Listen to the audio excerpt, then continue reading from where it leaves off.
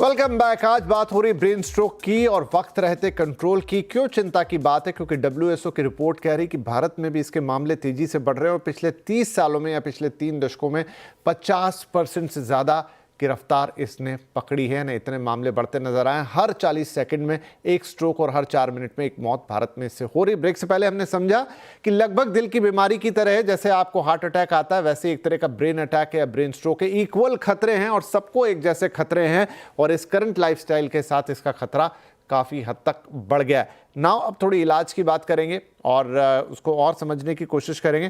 Doctor sir, तो जैसे मैंने कहा कि हम जब हार्ट से रिलेटेड जितनी भी इश्यूज़ हैं तो हमें पता है कि उसमें स्टंट लग जाता है या बाईपास सर्जरी होती है, कई बार ओपन हार्ट भी होती है।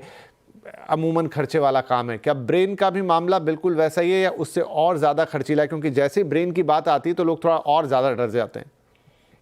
बिल्कुल, देखिए ब्रेन एक ऐसा चीज़ है जिसमें अगर खून की कमी हो तो वो ज़्यादा देर तक टॉलरेट नहीं कर पाता है।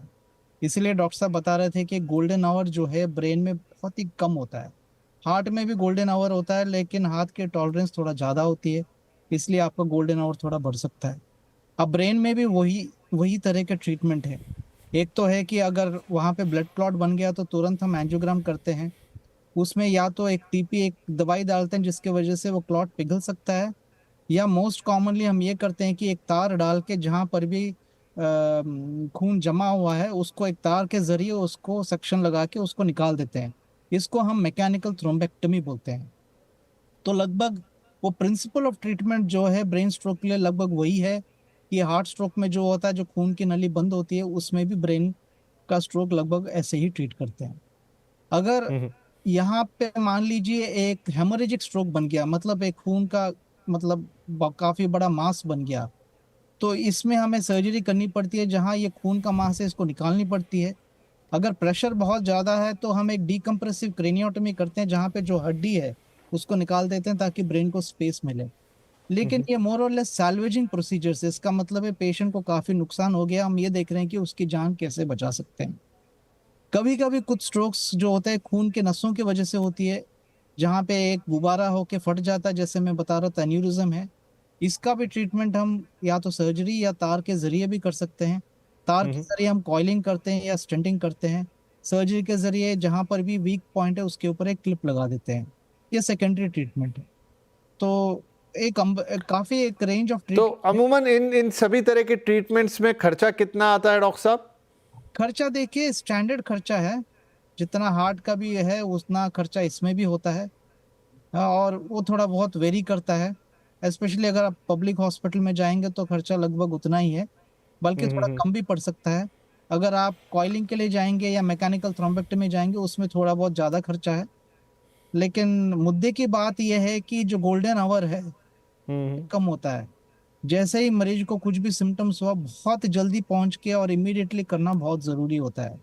और अगर एक मरीज को कमजोरी आ गई या वीकनेस आ गई तो वीकनेस इंप्रूव होने के लिए काफी समय लगता है। इसकी फिजियोथेरेपी की बहुत जरूरी है और मेडिसिन का कंटिन्यूएशन भी बहुत जरूरी है। हाँ, मैं यही पूछना चाह रहा था अगला सवाल लेके मैं डॉक्टर मनीष के पास जाता हूँ कि हार्ट के पेशेंट्स में, क्योंकि हम पूरी ये बातचीत एक तुलनात्मक वे में कर रहे हैं अभी तक, हार्ट वालों की रिकवरी हमने देखा अमूमन हो जाती है 1-2 महीने में, फिर उनको लाइफस्टाइल चीज़ें फॉलो करती। क्या ब्रेन स्ट्रोक के बाद भी रिकवरी का सेम प्रोसेस है और मरीज पूरी तरह से नॉर्मल हो जाता है?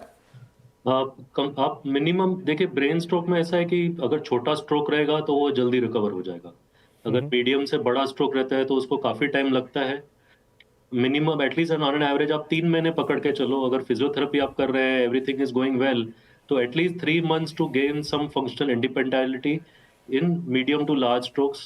छोटे स्ट्रोक रहते हैं तो 4 to 6 वीक्स 8 वीक्स में काफी हद तक वो इंडिपेंडेंट हो जाते हैं। इंपॉर्टेंट है कि स्ट्रोक कहाँ पे हुआ है। अगर समझिए लैंग्वेज एरिया में हुआ है जहाँ पे बोलना रहता है, तो those patients take little longer, they need speech therapy, they need swallowing therapy, they take little bit longer. So आप on an average 2 to 3 months पकड़ सकते हैं to to regain at least some meaningful recovery or functional independence. So at least 3 months of good physiotherapy, is required to get independent function. मतलब यहाँ पर मामला recovery में थोड़ा हार्ट से अलग हो गया, थोड़ा कॉम्प्लिकेटेड भी है, फिजियोथेरेपी भी इन्वॉल्व हो गई, किसी तरह की स्पीच थेरेपी है, मतलब जैसा आपने कहा कि किस हिस्से में आया है वो भी, और 2 से 3 महीना थोड़ा सा एक बड़ा पीरियड है एज़ कम्पेयर टू अगर हम हार्ट की बात करते हैं। डॉक्टर साहब, इसके लिए कोई अलग से कवर्स वगैरह हैं मेडिक्लेम के, या जो रूटीन में आपको कवर मिलता है उसमें ये भी कवर रहता ही है?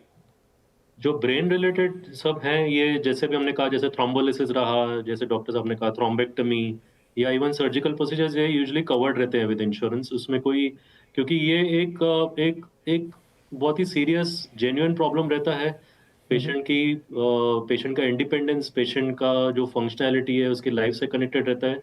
तो ये सब diseases, brain related, stroke related या उसके जो ट्रीटमेंट है, ये इंश्योरेंस कवर्ड रहते हैं, उसमें कोई दिक्कत नहीं आती है।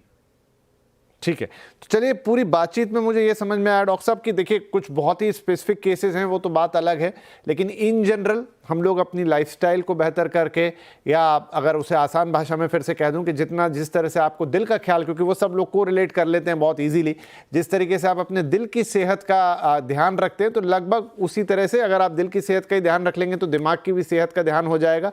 वही चीज़ें फॉलो करनी है, अच्छी डाइट, अच्छी स्लीप, अच्छा खान पान, रेगुलर एक्सरसाइजेज, और जो आपके टेस्ट हैं, लिपिड प्रोफाइल वगैरह, आपको बीपी कंट्रोल रखना है, कोलेस्ट्रॉल कंट्रोल रखना है, बाकी जो लाइफस्टाइल वाले इश्यूज़ हैं वो अगर आप कंट्रोल में रखते हैं तो उतना ही प्रोटेक्शन आपको ब्रेन स्ट्रोक से भी मिलता है। जस्ट इन केस अगर दुर्भाग्यवश कुछ हो जाता है तो क्या गोल्डन आवर्स हैं, क्या प्रोसीजर्स है, कैसे पहचानना और कब डॉक्टर के पास किस तरह से जाना है, वो हमारे दोनों एक्सपर्ट्स ने आपको बता दिया है। एंड आई होप कि ये सबके लिए बहुत हेल्पफुल होगा, क्योंकि जानकारी ही सबसे बड़ी ताकत, सबसे बड़ा इलाज है। बहुत बहुत धन्यवाद आप दोनों ही महानुभावों का, काफ़ी इंपॉर्टेंट बातें आपने बताई, क्योंकि कम बात किया जाने वाला सब्जेक्ट है, अवेयरनेस इसके बारे में कम है, और जितना अवेयर हम कर पाएंगे उतना ही शायद लोगों को इससे फ़ायदा होगा, उतनी जान हम बचा सकते हैं। बहुत बहुत धन्यवाद सर, नमस्कार।